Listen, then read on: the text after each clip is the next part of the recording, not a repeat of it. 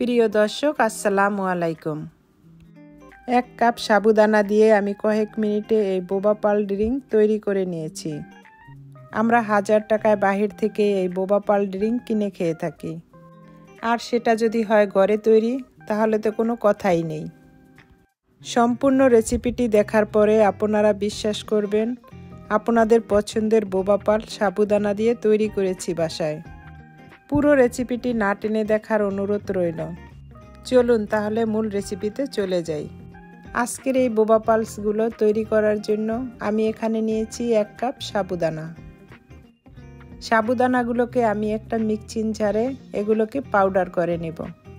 এগুলোকে আপনারা পাটায়ও বেটে নিতে পারেন। এখন এগুলোকে আমি চেলে নেব। এটাকে যতটা সম্ভব মিহি করে পাউডার করে নিতে হবে। এটা হচ্ছে আমাদের টাপিওকা পাউডার।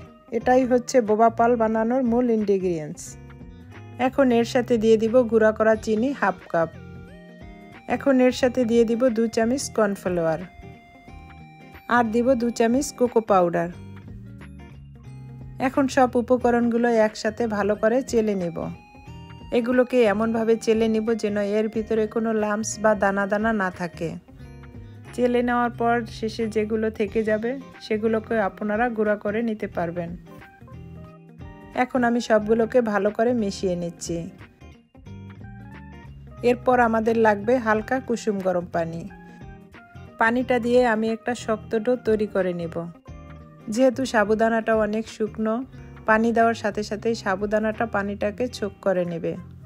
প্রথম অবস্থায় নরম মনে হলেও পরে সাবুদানাটা টাইট হয়ে যাবে। এখন এটাকে হাত দিয়ে ভালো করে মথে নেব।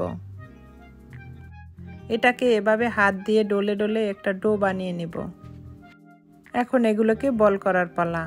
এখন এগুলোকে আমি ছোট ছোট করে হাত দিয়ে বল বানিয়ে নেব। আমি কিভাবে হাত দিয়ে বল বানাচ্ছি আপনারা দেখেই বুঝতে পারছেন। এভাবে একে একে সব বলগুলো বানিয়ে নেব। চেষ্টা করবেন বলগুলো যেন ছোট বানাতে। এভাবে ছোট ছোট বল বানালেই দেখতে বেশ ভালো লাগবে। এখন আমার সব বলগুলো রেডি। এখন আমি 1 চামচ কর্নফ্লাওয়ার দিয়ে এগুলোকে ভালো করে মিশিয়ে নিব, যেন একটি আরেকটির গায়ে না লেগে যায়। আপনারা চাইলে নর্মাল ফ্রিজে এগুলোকে স্টোর করতে পারবেন প্রায় 2 মাসের মতো। এ ধরনের এয়ারটাইট বক্সে স্টোর করে রেখে দিতে পারবেন। আমি এখান থেকে কিছুটা স্টোর করে রেখে দেব।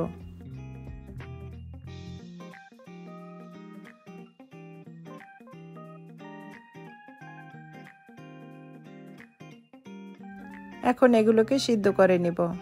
আমি একটা পাতিলে পানি ফুটিয়ে নিয়েছি।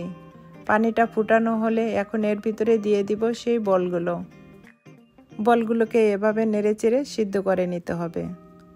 এগুলোকে আমি 15-20 মিনিটের মতো সিদ্ধ করে নিয়েছি। বলগুলো সিদ্ধ করা হলে জাস্ট দেখতে এরকম হবে।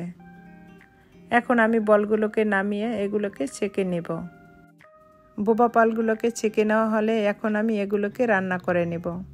এই জন্য আমার লাগবে 1/2 কাপ ব্রাউন সুগার, আর এর সাথে দিয়ে দিব 1 চামচ কফি আর 1/2 কাপ পানি।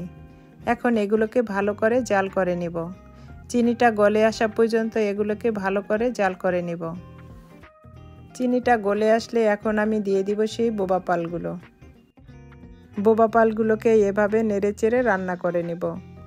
এটাকে আমি 2-3 মিনিটের মতো রান্না করে নেব। এর বেশি রান্না করতে হবে না। এগুলো 2-3 মিনিট রান্না করলেই দেখবেন এগুলো সফট হয়ে গিয়েছে। এখন আমি বোবা পালগুলো নামিয়ে নেব। এটাই হচ্ছে বোবা পালস। এই বোবা পালস দিয়ে আপনার পছন্দের ড্রিঙ্কসটা বানিয়ে খেতে পারবেন খুব সহজে। এটা দিয়ে আমি আজকে আমার পছন্দের চকলেট মিল্কশেক বানিয়ে দেখাবো। এর জন্য আমি নিয়েছি 1 গ্লাস ঠান্ডা তরল দুধ, আর এর সাথে দিয়ে দিব 2 চামচ পাউডার মিল্ক। এখন এর সাথে দিয়ে দিব 1 চামচ চকলেটটা আপনাদের পছন্দ অনুযায়ী যে কোনো ব্র্যান্ডের দিয়ে নিতে পারবেন। এর সাথে আমি দিয়ে দিব 1 চামচ চিনি। এখন এর সাথে দিয়ে দিব আইসক্রিম। এখানে আমি 1 চামচ ভ্যানিলা আইসক্রিম দিয়েছি, আর সাথে দিয়ে দিব কয়েক টুকরো বরফ। এখন এগুলোকে মিক্স করে নিব। এখন বোবা পালস ড্রিঙ্কসটা রেডি করার পালা। প্রথমে আমি আমার পছন্দ মতো কিছুটা বোবা পালস দিব। যেহেতু আমরা ঘরে তৈরি করতেছি, সেই ক্ষেত্রে একটু বোবা পালসগুলো বেশি দেওয়ার চেষ্টা করবেন। বোবা পালসগুলো বেশি দিলে ড্রিঙ্কসটা খেতে বেশ ভালো লাগে। এখন এর ভিতরে দিয়ে দিব চকলেট মিল্কশেক। এভাবে বাসায় বানিয়ে খেলে বাহির থেকে চড়া দামে কেনার কোনো দরকার হবে না। আমি আশা করছি আপনাদের কাছে আমার এই ড্রিঙ্কসের রেসিপিটা ভালো লাগবে। আমার এই রেসিপি যদি ভালো লাগে, একটা লাইক দিয়ে আমার চ্যানেলটাকে সাবস্ক্রাইব করে আমার চ্যানেলের পাশে থাকবেন।